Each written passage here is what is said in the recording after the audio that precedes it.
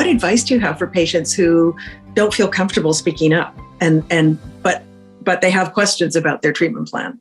Yeah, I think written questions sometimes are easier than trying to remember all of your questions. And it always is a bit problematic when I go into a visit and a patient has 6 pages of paper written down for questions. Unfortunately don't have unlimited time to get through all of those.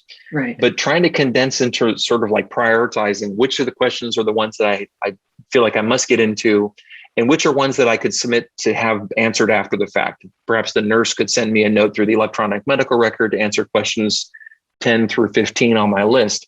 So I think you can overwhelm a visit if you show up with a list of questions that are, if they're even 30-second answers, might take an hour to answer all of them.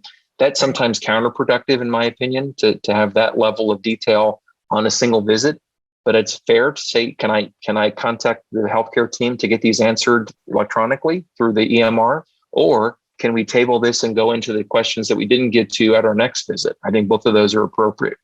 I think people that are not comfortable to kind of push back on the physician or the PA or the nurse, doing things in writing sometimes feels a little bit less confrontational for people. So I think that's important to have as a backup option.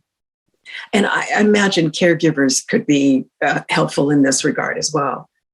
Correct. Yeah, I think caregivers are a key part of that. And sometimes we go into a room and the patient says, yep, nope, don't have any questions. And then the caregiver's got a whole list of them. That's very appropriate. Caregivers have that responsibility and that role to play sometimes to be the key questioner. Yeah. Are there resources to help patients and their loved ones weigh the risks and benefits of different treatment options?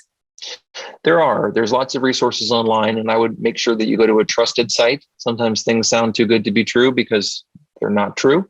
But things like the Lymphoma Research Foundation or the LLS, the Lymphoma Leukemia Society, those are great sources for information. And sometimes they may link you to other sites.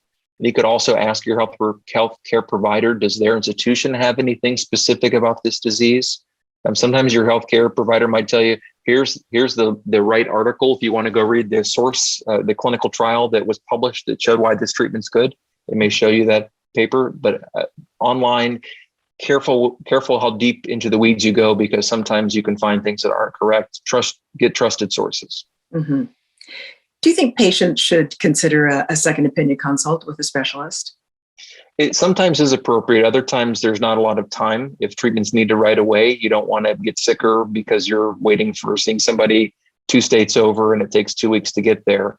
Sometimes you want to start treatment and get the second opinion after you've kind of got the fire put out. But a second opinion usually gives more peace of mind than actually changing treatments.